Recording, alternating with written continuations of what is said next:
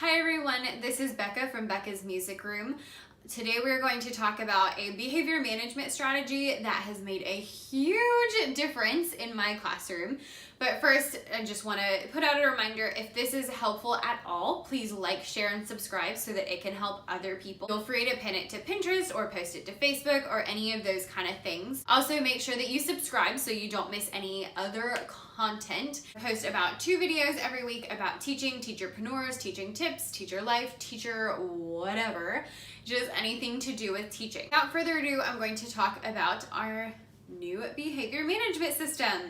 Now, a little bit of background, I teach elementary music, so I see my students for about 45 minutes every day. And I am really big on PBIS. There are some other videos I have posted about PBIS and about the envelope system and different things that I do in my classroom, but this video is a little bit different. I've always said things to my kids like, you need to do a good job so that you can play the instruments, or we're gonna play a game today, I hope everyone gets to play, and things like that.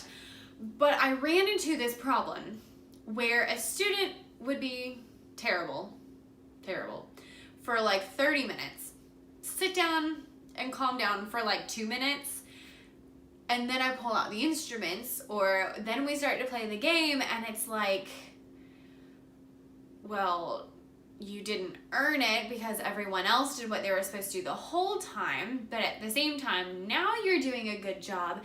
And it was just this huge gray area that I really didn't like. Other things like when it would get really bad and I needed to call a mom or this, that, and the other, I felt like there was not a prescribed anything. I needed a non-biased way to determine whether a student had or had not earned the right to do whatever. So one day, the 3-strike system was born.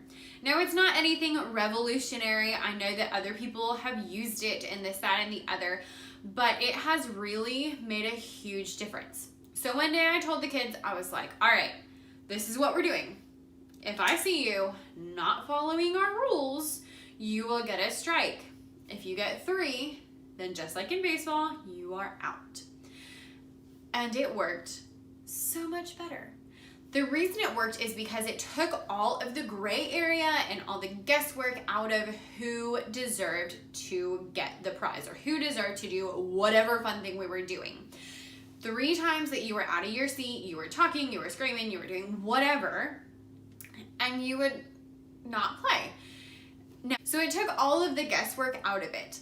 On top of that, it made it so that the kids were a little bit more responsible for their behavior because they already knew, I'm at 2, I can't get another one, or I won't play the instruments, or I won't play the game, or whatever we're going to do. They started to understand this behavior warrants this. And also, it got rid of that, well, I was running around the room like a crazy person for half an hour, but I sat down for 2 minutes and now I'm getting rewarded.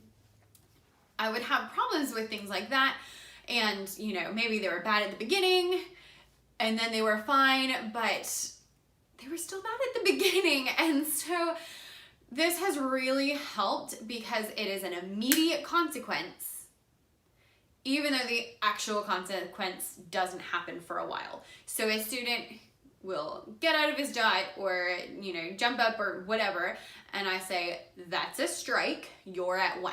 Or that's a strike, you're at 2. Or that's a strike, you're at 3.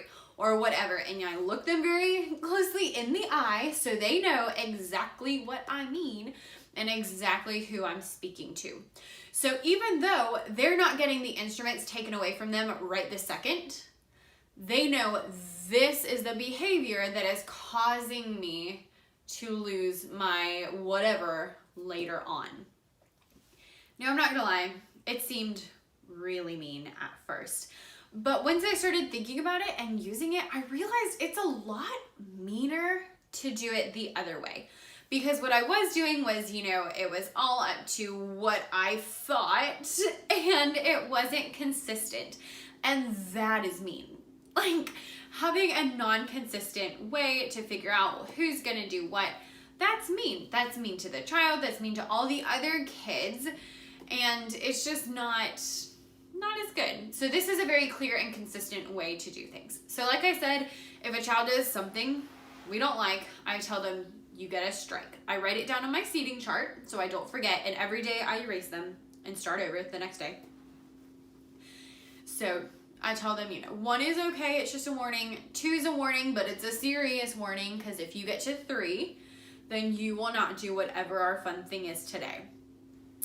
I have added since then, if you get 4 strikes, then you move to the audience, which is our timeout area, and you're out for the rest of class. And if you get 5 strikes, then I will call your parents, and you have to do a apology letter that you do either during lunch detention or during the next class.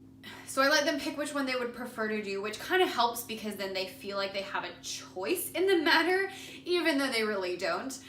And it makes it so that there is something that they do during the school day that I know that they do. I have also added, I did this actually as a precaution. I didn't actually think I would need to use it, but since I see my students every day for a week, I told them, if you get 3 days with 5 strikes within a week, then you'll get after school detention. And I was really hoping that would never happen, because honestly, my kids don't stay for after school detention. Actually, I had 2 students last week that got to that point, unfortunately. So they should be staying this week. They're supposed to.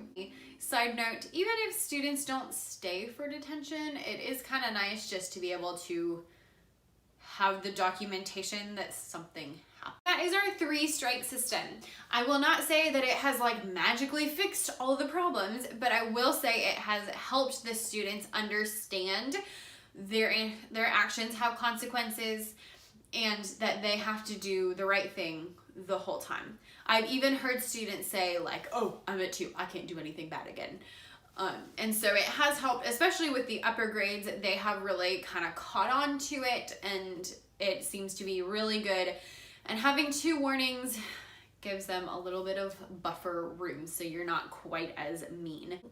So I'm curious to see, what kind of classroom management strategy do you have in your room? Is there anything that you do to help decide who gets to do the instruments or the game or whatever fun thing you are doing? If so, leave it down in the comments. Please like, subscribe, and share, and I will link all of my social media down underneath so that we can be friends on all of the platforms. I hope you have a wonderful week. Bye.